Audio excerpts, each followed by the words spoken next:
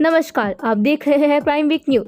शहीदों का स्मरण करने के लिए उत्तर प्रदेश सिख फाउंडेशन कानपुर महानगर के गोविंद नगर के चावला मार्केट चौराहे पर शाम 6 बजे इकट्ठे होकर मोमबत्ती जलाकर श्रद्धा सुमन अर्पित करने के लिए एकत्रित हुए। सबने मिलकर पहले चौपाई साहिब का पाठ किया और उसके उपरांत अरदास की।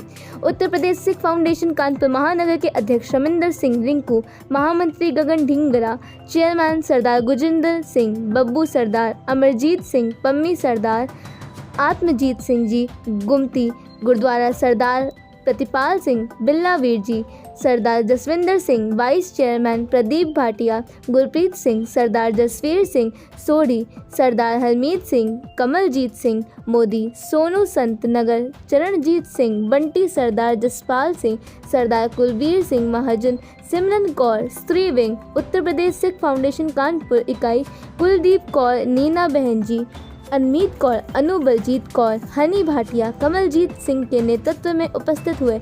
इसमें सम्मिलित किदवई नगर के विधायक श्री महेश त्रिवेदी जी भी शामिल हुए। कैमरामैन पंकज के साथ ब्यूरो रिपोर्ट रंजीत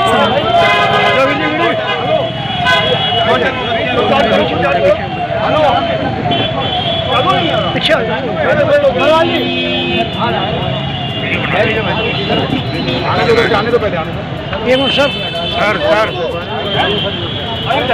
आ रहे मजा नहीं आ रहे यहाँ पे आ रहे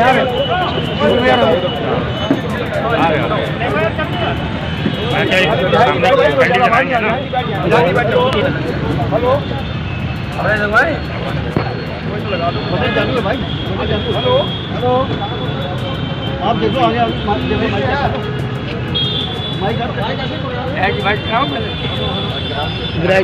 हेलो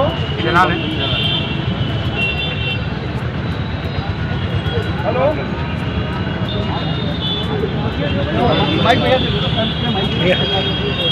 आज सन 1984 में नरसंहार में निर्दोष सिखों को श्रद्धा सुमन देने के लिए हमारे बीच किदवई नगर के विधायक श्री महेश त्रिवेदी जी आ चुके हैं। मैं उनसे भी चाहूँगा कि वो दो शब्द श्रद्धा सुमन के लिए कुछ बोले। महेश त्रिवेदी जी बोले।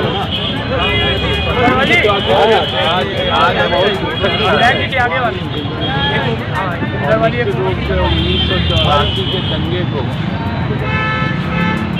और कांग्रेस का जो पाप था, जब तक ये पृथ्वी है तब तक कोई भूल नहीं सकता है। और आज उन्हीं की याद में हम सब परिवार के लोग एकत्र होकर उनको श्रद्धा सुमन देते हैं, उनके परिवार के प्रति आस्था व्यक्त करते हैं। उनका जो शहीद जीवन था उसके लिए हम लोग हर वक्त 24 घंटे उनकी सेवा के लिए तैयार हैं। और जो ये पाप हुआ है ये दोबारा भविष्य में ना हो, इसके लिए हम लोग कर्म करते हैं। हमारे बीच में विधायक महेश त्रिवेदी ने श्रद्धा सुमन अर्पित की है। बहुत ही अच्छा था, बहुत ही अच्छा श्रद्धांजलि दी है। उनका बहुत बहुत धन्यवाद करता हूँ। इसमें भाटिया जी भी हैं, वो भी दो शब्द श्रद्धा सुमन किए। 1984 को 39 वर्ष हुए हैं। 39 वर्ष पहले इस देश के अंदर एक काला पन्ना लिखा गया था। जब घर में बैठे हुए निर्दोष व्यक्ति को बाहर निकालकर जिंदा फूंक दिया गया था, वह शर्मनाक स्थिति इस देश के अंदर हुई थी कि पूरे विश्व में हमारे देश को सर्वनाश होना पड़ा था। मेरे साथियों, 139 व्यक्ति सरकारी हिसाब से कानपुर से इस दंगे में मारे गए। हमारा ये काफी लंबे समय तक चला और ये जब दंगा हुआ था उस समय उत्तर प्रदेश में कांग्रेस की सरकार थी। उसके बाद ये सिख समाज की जो 139 निर्दोष लोगों की है, कांग्रेस को लग गई और कांग्रेस का इस देश से सफाया हो गया। मेरे भाइयों, आज 39 वर्ष हो गए हैं, अभी जख्म हरे भरे नहीं हैं। और ये बता दूं कि 3900 वर्ष बाद भी इस देश का जब इतिहास लिखा जाएगा तो ये लिखा जाएगा कि इस देश के अंदर एक कांग्रेस का शासन था, जिसके प्रधानमंत्री इंदिरा गांधी थी। उसके बाद, उनकी मौत के बाद जो बंजर इस देश के अंदर सिख समाज के साथ हुआ, वह वास्तव में एक काला दिवस था। अभी हमारे बीच हमारे माननीय विधायक महेश त्रिवेदी जी हमारे बीच में कुछ ही समय में आने वाले हैं। जब तक वे आए, मैं अपने कुलवीर सिंह जी से कुछ बोलोगे? बोलो बोलो बोलो बोलो, तब तक बोलो, थोड़ा थोड़ा अपना भ्रांत निकालो। मंडल ब्यूरो चीफ कानपुर। आज कानपुर में गोविंदनगर में चारा मार्केट चौराहे पर 1984 के कानपुर में निरसार में निर्दोष हुए थे, उनकी को श्रद्धा सुमन के लिए आज सब सिख समाज एकत्र हुआ है और उनको श्रद्धांजलि दी जा रही है। आइए मैं मिलता हूँ अपने भाई लोगों से, कुछ जानकारी चाहना चाहता हूँ। रविंदर सिंह जी।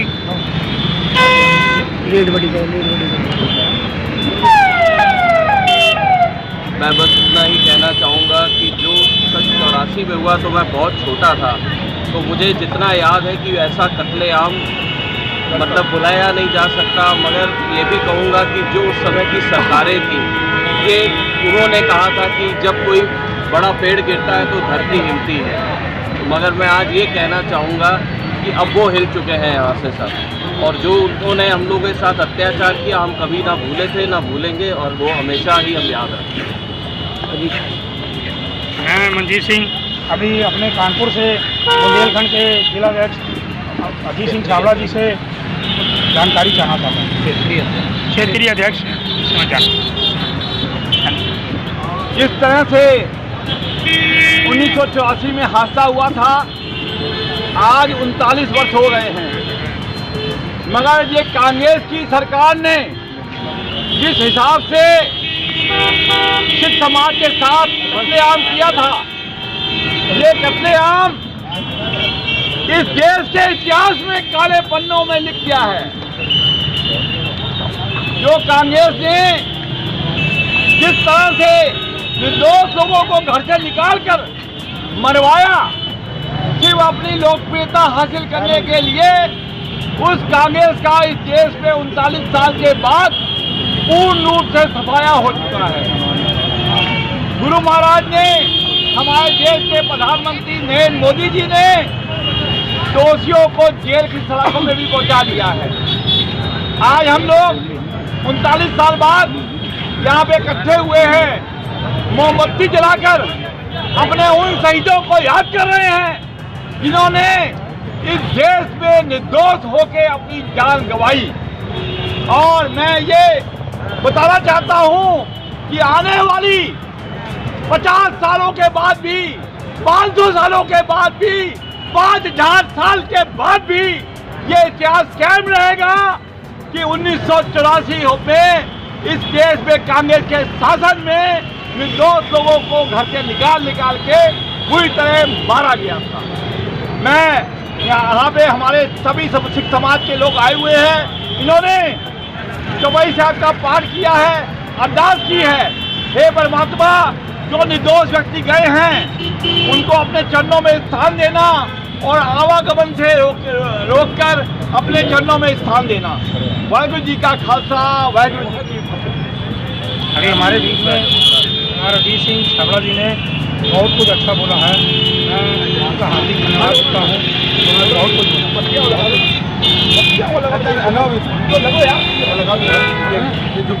अभी हमारे बीच में देवेंद्र सभरवाल जी जो विधायक और पूर्व पार्षद हैं, उनसे भी जरा मैं तो सब के विचार करूँ।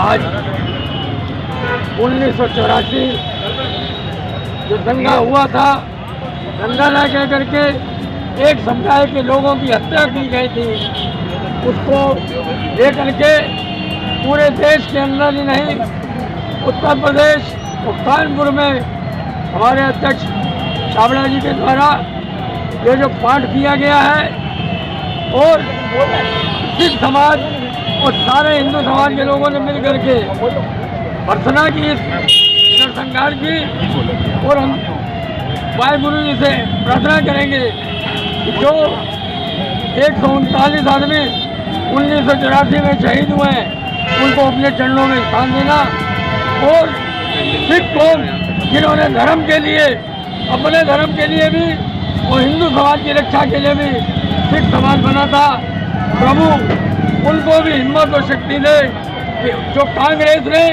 1984 में करवाया उसकी सजा उनको मिल गई, वो आगे भी मिलेगी। मैं ज़्यादा ना कहते हुए अपनी बात यही समाप्त करता हूँ।